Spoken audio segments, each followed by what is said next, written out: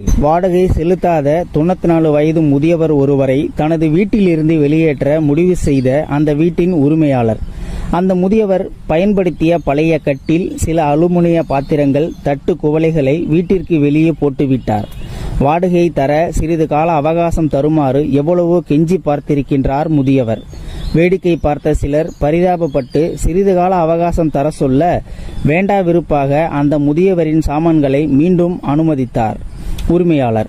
இதை பார்த்து கொண்டிருந்த அவ்வழியே சைக்கிளில் சென்ற பத்திரிகையாளர் ஒருவர் அந்த காட்சிகளை படமெடுத்து தனது பத்திரிகையில் வெளியிட நினைத்து, கொடூர வீட்டு உரிமையாளர், பரிதாப நிலையில் முதியவர் என்றெல்லாம் தலைப்பு ரெடி செய்து பத்திரிகை ஆசிரியரிடம் சென்று நடந்தது குறித்து விளக்கமளித்து படங்களை காட்டினர்.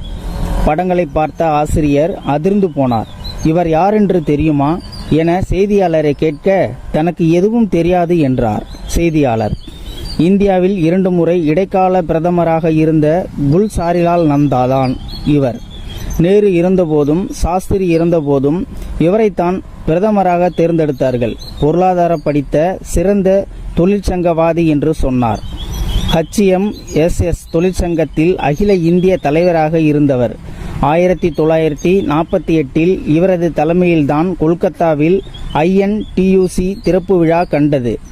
பல காலம் மத்திய அமைச்சராக இருந்தவர்.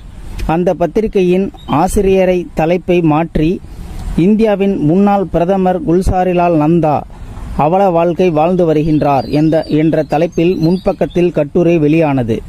பத்திரிகையில் செய்தி வந்தது. முன்னாள் இந்திய பிரதமருக்கு இந்த நிலையா என விழித்து கொண்ட அப்போதைய பிரதமர் அவருக்கு உதவிட அமைச்சர்களுக்கு உத்தரவிட்டார். அவரது வீட்டின் முன்பு அரசு அதிகாரிகளும் VIP வாகனங்களும் வந்து குவிவதை கண்ட வீட்டு உரிமையாளர் மிரண்டு போனார். அவர்கள் சொல்லித்தான் தெரிந்தது.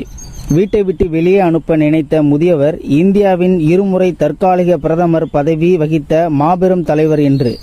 காந்தியடிகள் ஆரம்பித்த ஒத்துழையாமை இயக்கத்தில் கலந்து கொண்டு தனது ஆசிரியர் பணியை 21 வயதில் விட்டவர்தான் இந்த குல்சாரிலால் நந்தா. பிறகு சத்தியாகிரகம் உள்ளிட்ட போராட்டங்களில் கலந்து கொண்டு 2 முறை சிறைக்கு சென்றுள்ளார். வயதான காலத்தில் அவருக்கு இருந்த ஒரே வருமானமே சுதந்திர போராட்ட தியாகிகளுக்கு அரசு வழங்கி வந்த 500 ரூபாய் உதவித்தொகைதான். அதையும் முதலில் இவர் வேண்டாம் என்று கூறிவிட்டார். தான் இந்த பணத்திற்காக சுதந்திர போராட்டத்தில் கலந்து கொள்ளவில்லை என்று அவர் முதலில் நிராகரித்தார். பிறகு நண்பர்கள் வற்புறுத்தலின் பேரில் ஒப்புக்கொண்டார். இவர் இந்திரா காந்தியின் நெருக்கடி நிலையை அவர் எதிர்த்தார். இவருக்கு இந்தியாவில் உயரிய விருதான பாரத ரத்னா விருதும் 2வது உயரிய விருதான பத்மபூஷன் விருதும் வழங்கப்பட்டுள்ளது. எப்பேற்பட்ட உயரமான பதவிகளில் இருந்திருந்தாலும் அனைத்தையும் துறந்து எளிமையான வாழ்க்கையை வாழ்ந்து வந்தவர்தான் குல்சாரிலால் நந்தா. காமராஜர், கக்கன் போன்ற தூய்மையான எளிமையான அரசியல்வாதிகளை நாம் நினைவில் வைத்திருப்பது போல குல்சாரிலால் நந்தா அவர்களையும் நினைவில் வைத்திருக்க வேண்டும்.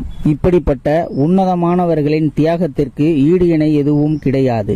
ஸோ நண்பர்களே, இந்த வீடியோ பார்த்துக்கிட்டு இருக்கிற நீங்க இந்த வீடியோ பற்றின கருத்துக்களை கீழே இருக்கிற கமெண்ட் செக்ஷன்ல மறக்காம சொல்லுங்க. இந்த வீடியோ பிடிச்சிருந்தா ஒரு லைக் பண்ணிக்கோங்க. இந்த வீடியோ முடிஞ்ச அளவுக்கு மற்றவங்களுக்கும் ஷேர் பண்ணுங்க. அப்படியே நம்ம சேனலை சப்ஸ்கிரைப் பண்ணிக்கோங்க. மறக்காம பெல் சிம்லையும் கிளிக் பண்ணிக்கோங்க. நன்றி, வணக்கம்.